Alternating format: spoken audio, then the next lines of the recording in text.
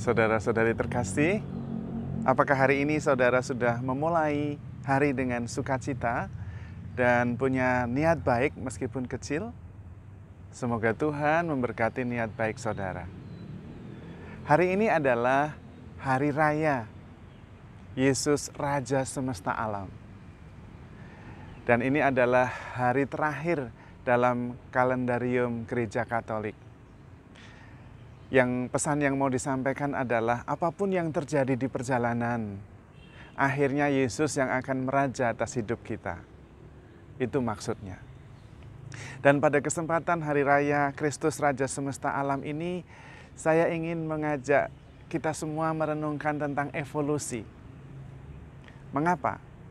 Karena dalam proses evolusi ini, akhirnya puncak evolusinya adalah Yesus yang menjadi Raja atas segala-galanya, atas hidup kita.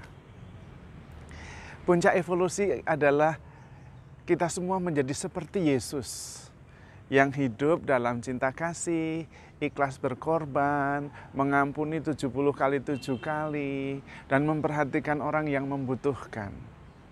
Nah, kalau kita semua sudah bisa menjadi seperti Kristus itu, evolusi selesai.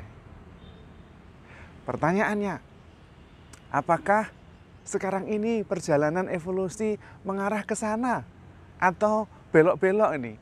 Nampaknya itu tidak akan tercapai.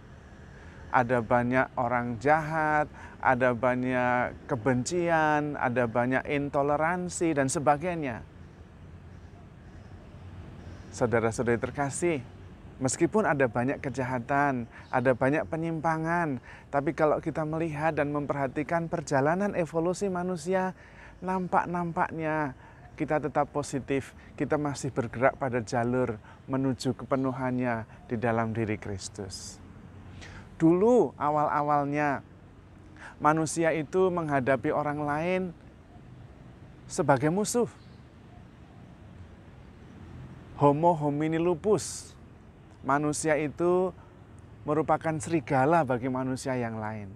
Zaman dulu. Karena memang di dalam diri manusia itu dalam perkembangannya unsur animalnya, unsur binatangnya itu masih dominan. Maka manusia disebut sebagai animal rasionale.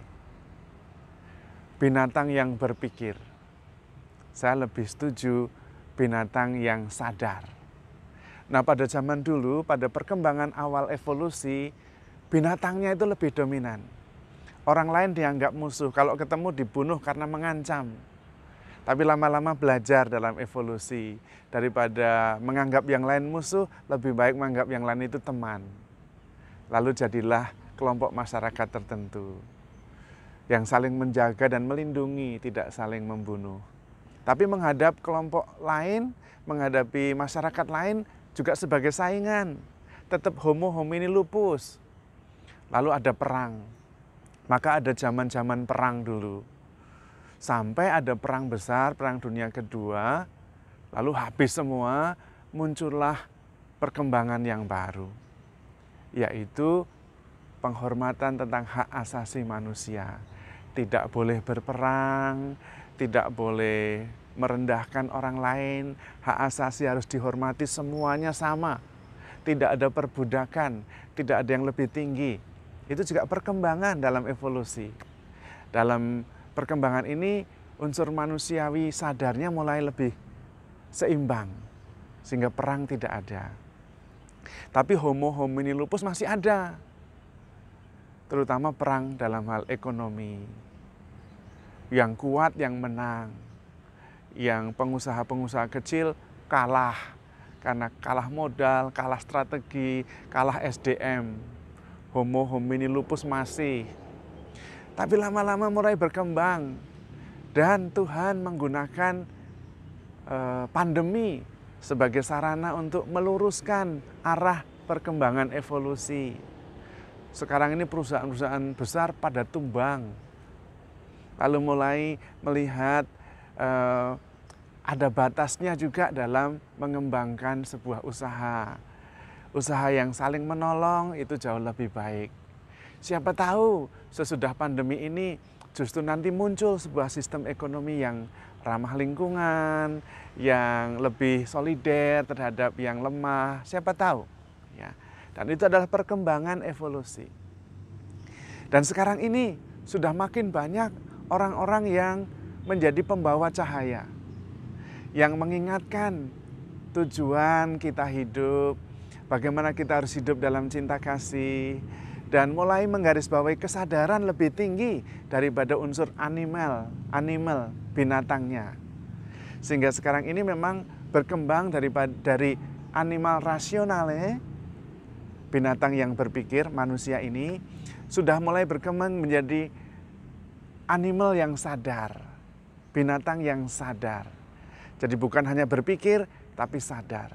Jadi pikiran-pikirannya sudah mulai diterangi oleh kesadaran. Ada begitu banyak orang yang belajar kitab suci, belajar yoga, belajar hal-hal rohani. Sehingga meskipun ada banyak kejahatan, masih ada persaingan tidak sehat, masih ada saling jegal, oke, animalnya masih ada, oke. Tetapi sekarang ini yang dominan bukan lagi animal, tapi kesadaran. Nanti mungkin juga Tuhan dengan menggunakan bencana alam yang ada, climate change yang membuat orang banyak menderita, dan kehancuran alam, orang makin sadar. Sehingga animalnya makin berkurang, tapi kesadarannya yang makin bertumbuh, spiritualnya makin bertumbuh. Dan sekarang makin banyak orang yang mulai hidup dengan ramah lingkungan, mengembangkan ekoenzim, mengembangkan banyak hal yang sungguh-sungguh membawa kita pada solidaritas. Menganggap yang lain bukan musuh tapi sahabat. Hidup saling tolong-menolong, kendati ada pandemi. Nah, perjalanan ini akan membawa kita akhirnya pada kepenuhannya di dalam diri Kristus. Yang penting justru bagi kita, mungkin kita tidak akan mengalami perkembangan manusia dalam evolusinya yang semuanya menjadi seperti Kristus. Mungkin tidak. Tetapi secara pribadi kita bisa mulai supaya kita makin mirip dengan Yesus. Kita bisa mengikuti apa yang dikatakan oleh Rasul Paulus dalam Efesus bab 4 ayat 15. Paulus mengatakan, dengan bertindak jujur dan benar dalam cinta kasih, kita akan bertumbuh dan berkembang dalam segala hal menjadi seperti Kristus Sang Kepala. Kalau bisa kita seperti itu, proses evolusi kita menjadi sempurna. Kita menjadi seperti Kristus, perkembangan evolutif kita mencapai kepenuhannya. Prinsipnya adalah apa yang dikatakan oleh Rasul Paulus. Dengan bertindak jujur dan benar dalam cinta kasih. Kita harus bertindak jujur dan benar, tetapi benarnya dalam cinta kasih. Bukan sekedar benar. Yang menguji kita benar atau tidak adalah cinta kasih kita. Kalau kita benar tapi orang lain tidak merasa dikasihi, ya tidak ada gunanya. Benar tapi membuat orang lain tidak merasa dicintai juga tidak baik. Maka Paulus benar sekali. Kita harus bertindak jujur dan benar dalam cinta kasih. Kalau bisa begitu, kita berkembang dalam segala hal. Menjadi makin menyerupai Kristus. Proses evolusi menuju kepada Kristus. Sebagai ciptaan yang ideal. Sebagaimana kita diciptakan. Secitra dan segambar dengan Allah. Dan pada waktu itu, ketika semua orang bertindak jujur dan benar dalam cinta kasih, semua menjadi seperti Kristus. Kristus menjadi raja atas hidup kita, maka proses evolusi selesai. Kristus raja semesta alam. Tidak usah menunggu nanti. Sudah begitu banyak orang yang hidup menjadi pembawa cahaya. Sudah tidak lagi berpikir tentang diri sendiri terlalu banyak. Unsur animalnya sudah makin tipis. Emosional, agresif, marah-marah, benci, itu sudah makin berkurang. Makin halus, makin halus, makin halus. Makin menyerupai Kristus. Yang masih belum bisa adalah sekarang ini orang masih khawatir dan takut. Takut, khawatir tidak kebagian. Kalau saya mengalah, dan nanti gimana? Orang lain yang dapat karena sebegitu banyaknya orang. Tetapi tidak, nanti akan makin banyak para pembawa cahaya itu yang justru kepentingan egoistiknya makin berkurang.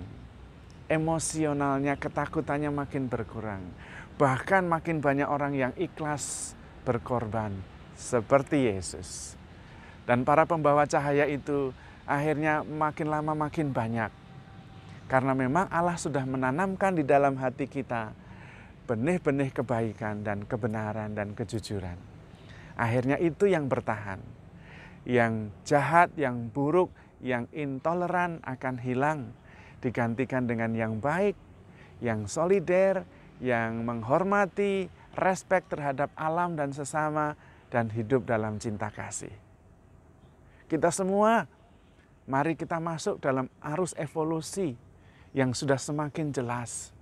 Jalannya jelas, yaitu makin menyerupai Kristus, sang ciptaan sempurna itu, manusia sempurna itu, Allah Putra itu, sebagaimana citra dan gambar Allah sendiri. Jalannya jelas, yaitu dengan bertindak jujur dan benar dalam cinta kasih, maka kita akan berkembang dalam segala dimensi menuju kepenuhannya di dalam Kristus. Unsur animalnya, agresifnya, emosinya makin berkurang. Tetapi kebijaksanaan, unsur rohaninya makin dominan. Dengan rahmat Tuhan, dengan keyakinan, pertolongan dari Tuhan, kita pasti bisa menuju kesempurnaan evolusi kita, menjadi semakin mirip dengan Yesus, sehingga Yesus bisa menjadi Raja atas kita semua, Raja semesta alam. Tuhan memberkati.